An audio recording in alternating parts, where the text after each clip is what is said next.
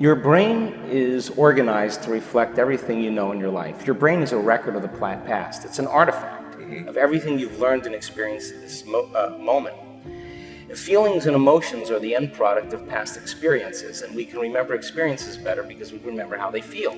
So most people wake up in the morning and they start remembering all their problems, and those problems are connected to certain people and certain things at certain times and places. The moment they start thinking about those problems, they're thinking in the past.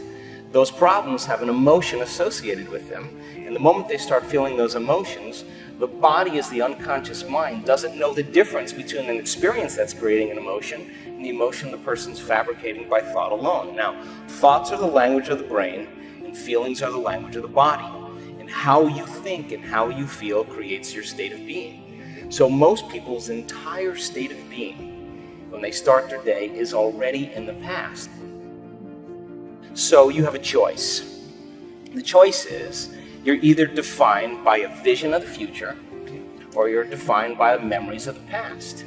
And when you decide to say, okay, I'm going to change, and you decide one thing: I'm not going to eat this food, I'm going to wake up earlier, I'm going to do something aerobic, I'm not going to have sugar after 6 o'clock, whatever it is, whatever choice a person makes.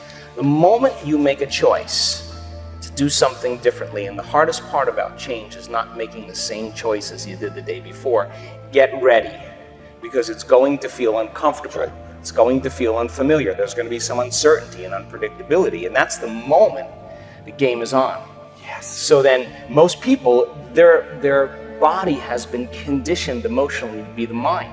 So now the body says, wow, I'd rather hang on to my guilt than take a chance and possibility. I'd rather live in fear than trust in the unknown. So once the person feels uncomfortable, the body goes, whoa, wait a second, we're out of the program here, and body starts influencing the mind. That's right. So it says, start tomorrow, you'll never change, you don't have the money to do this, you're not good enough, your mother told you were this, your father's fault, it's your ex's fault, you know, all of the voices that come up.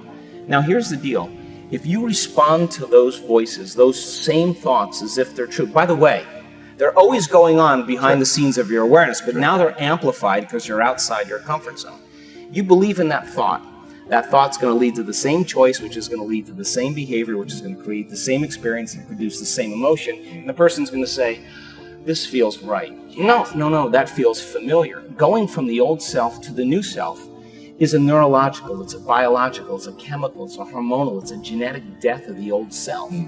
And people will say to me, in that void, in that unknown, I can't predict my future. And I'll say to them, the best way to predict your future is to create it. Not from the known, but from the unknown. Love it. So close your eyes now and think about that vision. Once you start thinking about that vision of your future, you're activating the creative centers in your brain. And naturally, you begin to think about putting yourself in the scene. Yes. And the act of doing that, when you're truly passionate and truly present, the moment you're defined by that vision, when the thought in your mind becomes the experience, you begin to feel the emotion of the event before it's made manifest. Yes. Now, you're giving your body a sampling, a taste of the future.